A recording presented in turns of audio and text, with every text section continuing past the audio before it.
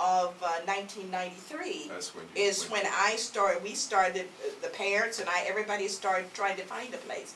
And so we were blessed, actually, to find this place over here in Roselawn, which was also it's a blessing because it was 5 minutes from where I lived. Yes.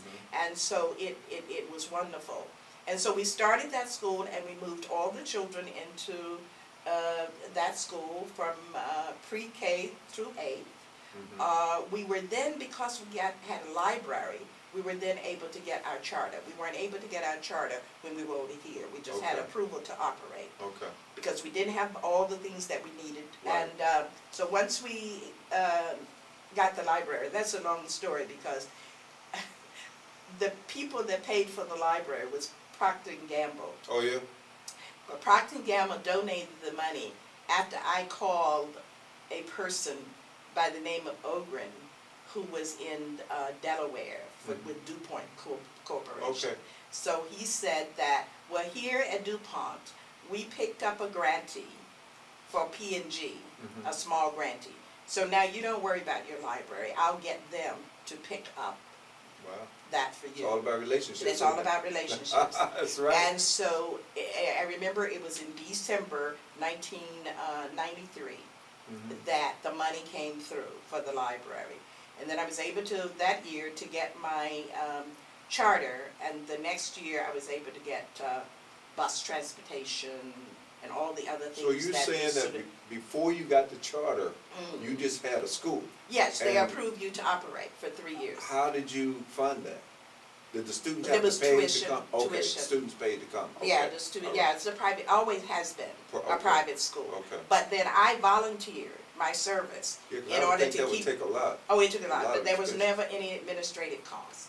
I had to, just the small amount of paying a secretary, a clerk, and but most of it was instructional costs because I didn't take a salary.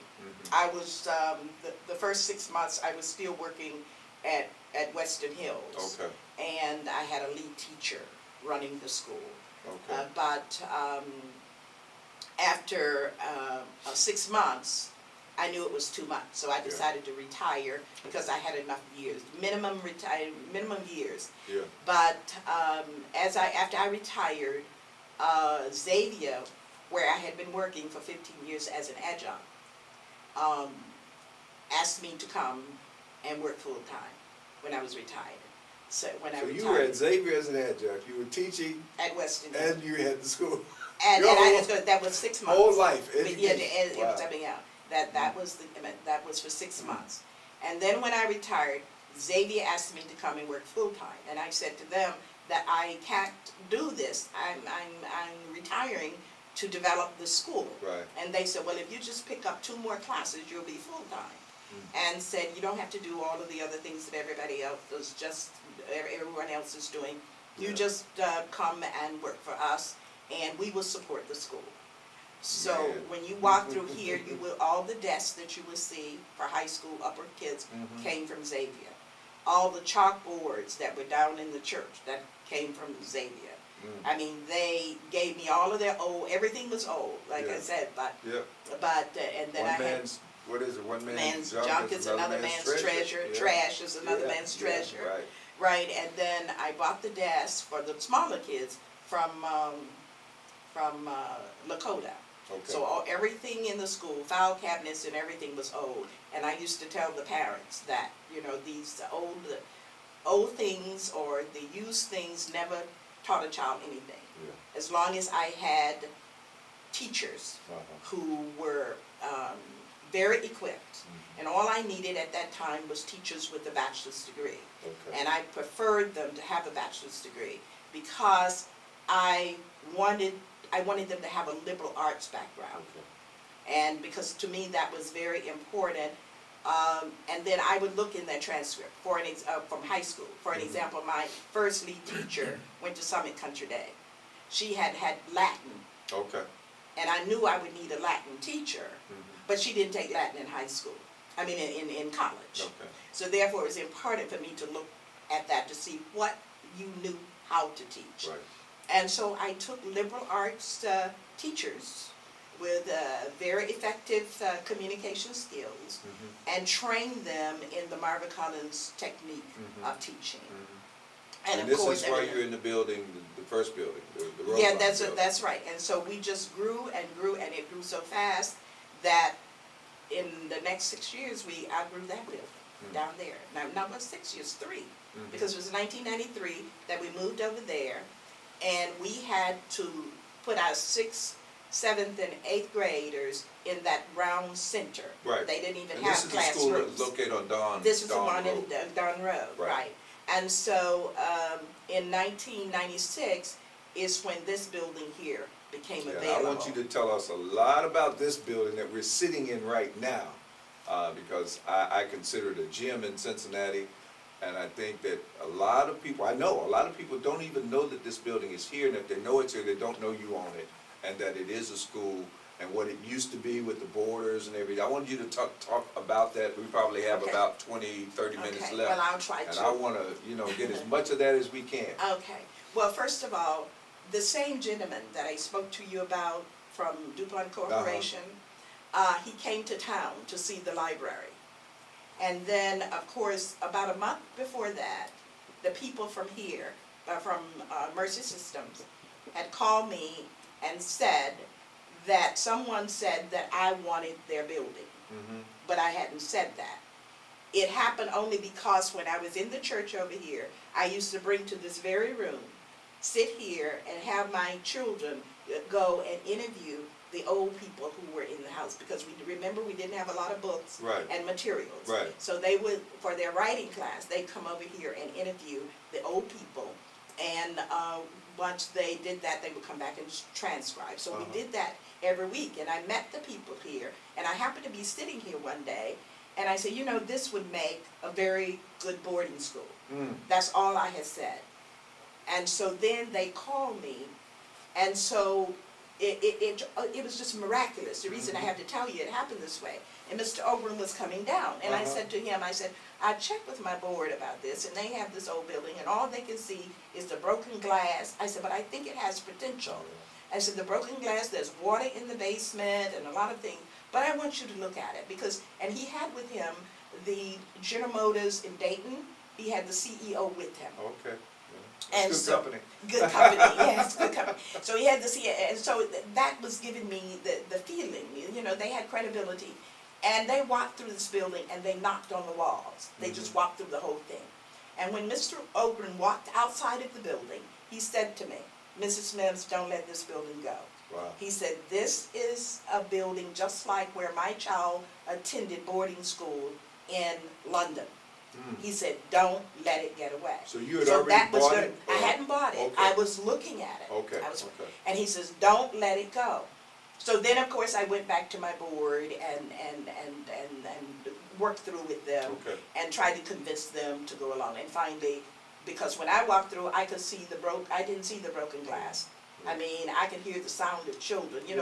When you have a vision of something, you just block out some of the That's right. ugliness. You look beyond the negative. Yeah, to you the look positive beyond side. that. Yeah. And so I could see what you actually will see when you take this. I mean, I saw it ahead of time, what I could do. The rationale for it was to get the children off the street in a 24-hour-a-day, 7-day-a-week program. Yeah. And then bring students here internationally to mix with them. Because they couldn't go to Africa. I was Right. going to bring Africa to Bring them. Africa to them. Wow. And basically, that is the kind of program that I set up in this building. But it was hard coming by, and as you go down the halls, you're going to look at plaques on the doors where people, again, I use the same model, where I ask people for the 40 people for $1,000. I then began to ask people to buy a room in this building for $5,000. So the plaques that you see on the door will be plaques of people that were commemorated by people buying these rooms. That helped me to pay for the building. So now that I have the building almost paid for, I've got to renovate it. Yeah. And so I had to borrow $1.5 million Wow. to renovate this building. And what we did, we configured the basement into classrooms. We set up boarding rooms on the second floor. Mm-hmm. The third floor is not finished yet. But we have 67,000 square feet. 67,000 square feet. 67,000 square feet in this building, and then we have 5.5 or 5.8 acres of land that this building sits on. Wow. And so we were able to get that down to $700,000 before the crisis came. Right. Let's stop right there, because I want Cincinnati to know, and anyone watching, because this show is on the internet as well, that the building that we're sitting in now is a huge school. And It's a boarding school, it's a actually. boarding school, and I've walked the halls and seen the individual rooms where the students stayed and still can stay. And it is located in Silverton, Silverton, right. right on the border of Silverton and Silverton, Kennedy Heights, Cincinnati. on a street called Bell Kenton. Mm-hmm. And many people, thousands, hundreds of thousands of people drive by that street every day. I would just ask you to turn down Bell Kenton when you come down Montgomery Road and take a look at this building. And be proud, first of all, that Mrs. Mims has taken ownership of it, and figure out or think about how you can help. How you can help save this building, how you can help recreate what once was here in terms of educating our children, bringing in children to have them board here. And it reminds me of Piney Woods. I went down to Piney Woods, Mississippi, and did a contribution campaign for them in 2004.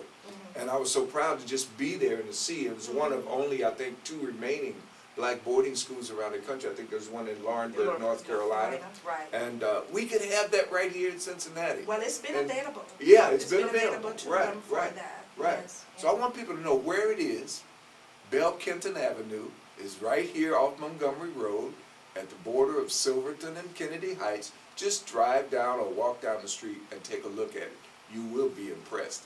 And if there's someone here, come inside and look at the building. Walk around the back and see the nice wooded areas around the back. And just imagine what it could be. I teach my entrepreneurship class. Entrepreneurs walk by empty lots and see businesses. Oh, yes. You saw this school with the broken glass, but you saw a school with vibrancy and children walking around and learning and everything. That's what we need in this community. Here it is. We're always talking about what we need to do and how we need to do it. It's well, been you've done. done a lot of it. It's That's been right. done. And of course you need help, and we should be helping you. Yeah, And it's I'm been just done. so the first time I had a national meeting at this building, and the people who came in from all over the country were so impressed with it. Oh, They yeah, couldn't they told me. believe. They- They could not believe that this Yeah. was under your authority, number one, and that it was here in Cincinnati. So But what I want the community to know, that it doesn't belong to me. yeah, belongs It to them. belongs to them. Belongs to them. It Yes. belongs to them, and you can't, because it's a nonprofit organization. Right. I have just been the instrument Stewart. or the the vine on which it grew. Yeah. I don't need it. Right. I didn't need it in 1990, and here in 20 years later, Yeah. I don't need it. I have just given 20 years of my life and about $250,000 of my money Wow. to develop something in Cincinnati that can be passed to the Yes. next generation. Yes, that's so And important. I've told my students from time to time, for an example, Reverend Booth's grandson is now the chairman of my board. Oh, yeah, I okay. appointed him. He graduated from the school. Is and that he- Paul's son? That's Paul Paul's Cynthia? son. Okay. Right. Okay. He's the chairman of the board. I'm hoping to bring in another student who graduated from FAMU in management to train her to become the president CEO. Wow.